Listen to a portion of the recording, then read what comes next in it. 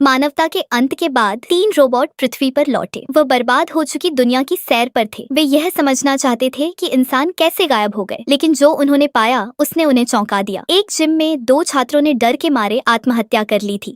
उन्हें लगा था कि दुनिया का अंत आ गया है। उसी समय रेड नाम के एक रोबोट ने कुछ अजीब देखा। जब तीनों पास गए तो उन्होंने वहाँ एक बास्केटबॉल देखा जो अब भी हवा से भरी हुई थी। वे समझ नहीं पाए कि यह चीज क्या है। रेड ने कहा कि व्हाइट को इसे इंसानों की तरह खेलने की कोशिश करनी चाहिए। व्हाइट ने गेंद उठाई और जमीन पर हल्के से रख दी। उसे लगा शायद इंसान इस पर कूदते होंगे और इसे देखते होंगे। रेड हंसकर बोला, नहीं, कभी कभी वे इसे डंडे या अपने पैरों से मारते थे। यह सुनकर व्हाइट को उस गेंद पर दया आ गई। थोड़ी देर बाद वे एक रेस्टोरेंट पहुंचे। टेबल पर रखे बर्गर अब रुई जैसे फफूंद से ढक चुके थे। रेड ने समझाया, इंसान एक छेद से खाना खाते थे और दूसरे छेद से निकाल देते थे ताकि उन्हें ऊर्जा मिले। बाकी दोनों को यह प्रणाली बहुत जटिल लगी। आखिरकार उन्हें तो बस एक बैटरी की जरूरत होती थी।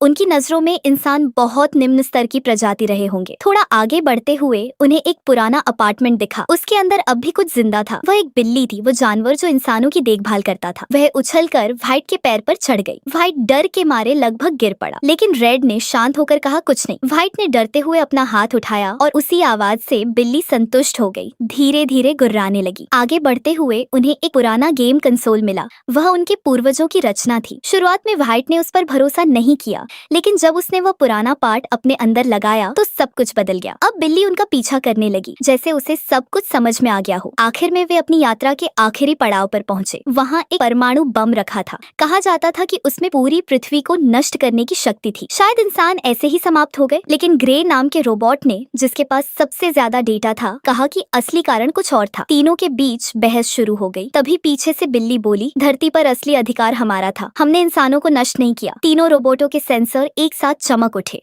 और अचानक उनके सामने हजारों बिल्लियां प्रकट हो गईं, जो अब इस धरती की नई शासक बन चुकी थीं।